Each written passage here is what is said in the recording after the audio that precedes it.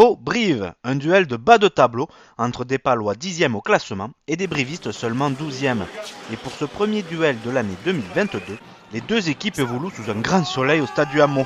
Et ce sont les Brivistes qui sont les premiers à l'attaque avec cette mêlée dans les 5 mètres palois. Le ballon sort pour Lobzanidze qui résiste au plaquage de Wildlock et inscrit le premier essai de la partie quasiment sous les poteaux. On revoit l'essai au ralenti avec la belle feinte de passe qui surprend le bail et le demi de mêlée corésien conclut cette première action alors que l'on joue depuis 3 minutes dans cette rencontre. Enzo Hervé ne tremble pas face au poteau et permet à son équipe de mener 7-0. Mais Pau revient dans ce match grâce à l'indiscipline briviste. Encore une fois sur cette action, le CAB se met à la faute. Antoine Astoy permet à son équipe, à la 22e minute de jeu, de passer pour la première fois devant au score en menant 9-7. C'est la section paloise qui garde la possession du ballon dans cette fin de premier acte. Joseph se lance et n'est arrêté qu'à 5 mètres de la ligne. Le ballon sort rapidement pour Martin Puech qui est stoppé à quelques centimètres. Le ballon vit toujours et c'est de nouveau Joseph qui est arrêté tout proche de la ligne. Le ballon est lent, le ruck est conservé par Pau. Nicolas Corato parera mais bien stoppé par la défense briviste.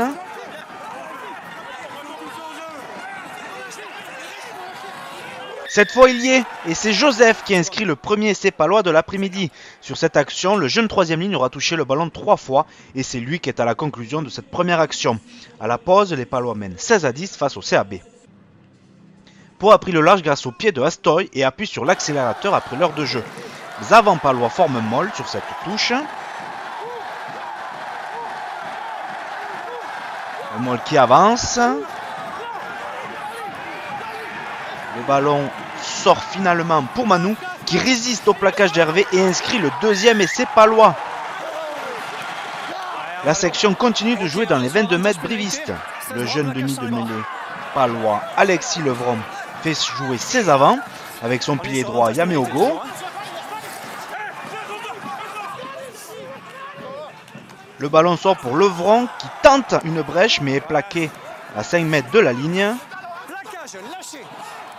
Le ballon sort pour Astoy qui d'une passe sautée trouve Tuimaba qui plonge en coin pour le troisième essai palois. La fin de match est folle et c'est au tour de Brive de garder et de remonter le ballon. Bitinouyata a servi même un voisin qui a trouvé Galala qui donne à la Rangera. Action magnifique menée par les Corésiens. Le ballon est écarté sur l'aile pour Axel Muller qui va inscrire le deuxième essai briviste de l'après-midi. Un essai de 50 mètres. Mais c'est au tour de Pau de jouer dans les 22 mètres brivistes alors qu'on joue la 77e minute de jeu.